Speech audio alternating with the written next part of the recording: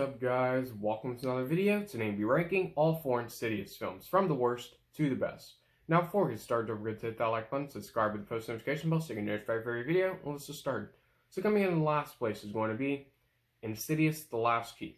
Now this film may be in last place, but it is still a very enjoyable horror film. Now this film did come out in January 2018. January is of course the month of terrible films where studios just dump their movies in that month just to make money.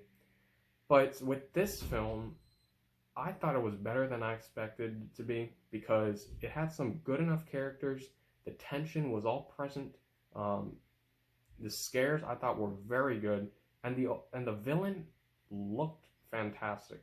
Now the CGI is not that good, and as you saw in my review, I had some bad stuff, but I also had some good stuff. So Insidious: Last Key is still an enjoyable horror film, but it comes in at number 4. Coming to number 3 is going to be, now number 3 and number 2 are very hard to rank for me, but for right now, Insidious Chapter 3 comes in at number 3. Now I really like this film. It doesn't use the Lamberts, it uses another family now, and I thought that the scares and the atmosphere were present throughout the entire film, and I thought those aspects of the film were very good. As you saw in my review, I gave it a positive score because I really loved the story for the film, as well as the scares and the villain. So Insidious Chapter 3 comes in at number 3. Coming to number 2 is going to be Insidious Chapter 2.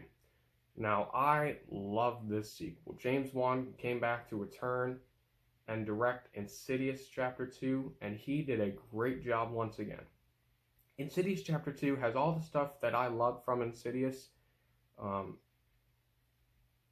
but of course it's not as good as the original, but it took the stuff that was good about it, put it in this film, and sort of added on the story with new characters, so I thought that aspect of the film was very good.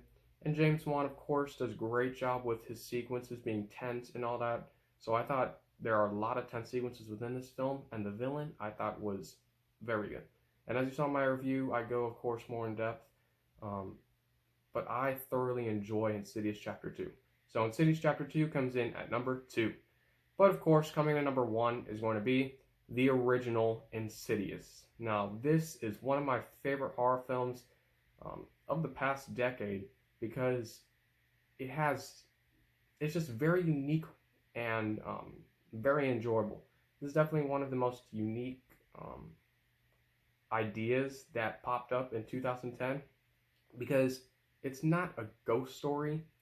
I mean, it kind of is, but it uses the further as another element for the film that is different from other ghost horror films. So the incorporation of the further was fantastic.